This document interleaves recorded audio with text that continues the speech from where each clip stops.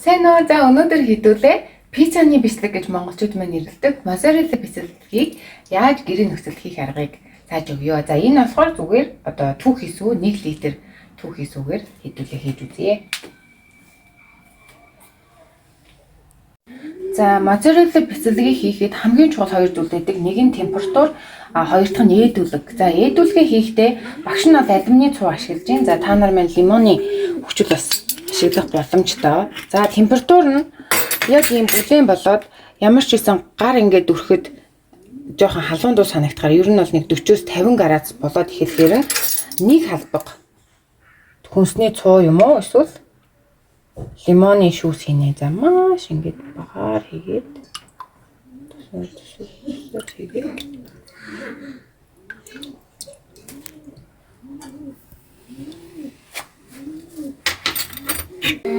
За галаа одоо багш нь халаад ихэхээр нэг плетхний нэг юм уу хоёр дээр нь тавиад би бол нэг дээр тавьсан байна. Тэгээд одоо энэ ээдүүлэхдээ маш зөөлхнөөр ингээ нэг чигт нь утгана.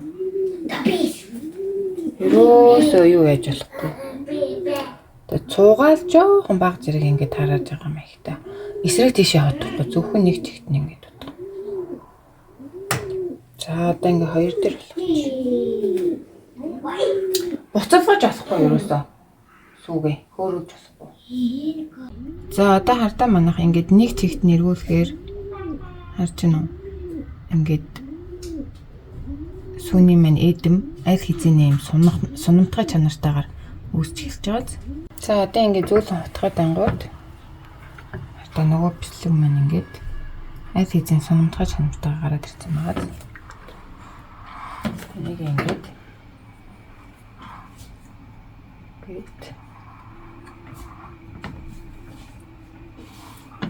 ялгаа тавьчихна.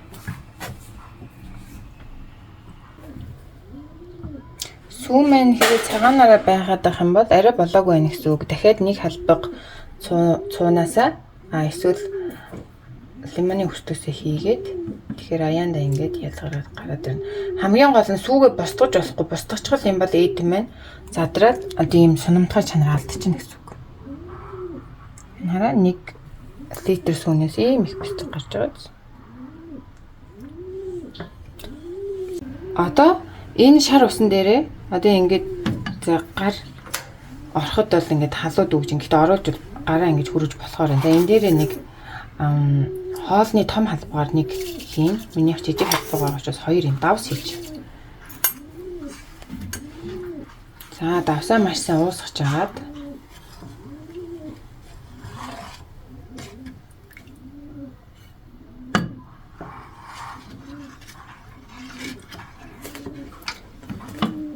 уусгаж агаад одоо энэ бясалгаа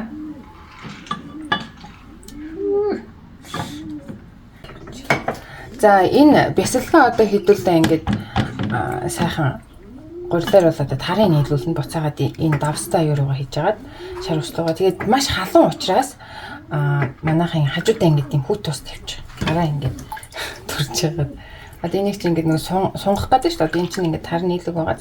Тэнгүүд одоо ингээд давстай юу руугаа халуун шар сүргээ бас энэ чи хит халааж болохгүй. Ингээд за ингээд сайхан гаргаж ирээд одоо ингээд халуунаар ингээд сунамтгай чадварыг сайжруулах гэдэг юм гэсэн. Ингээд сунгаад халуун байна. Ингээд тэртэ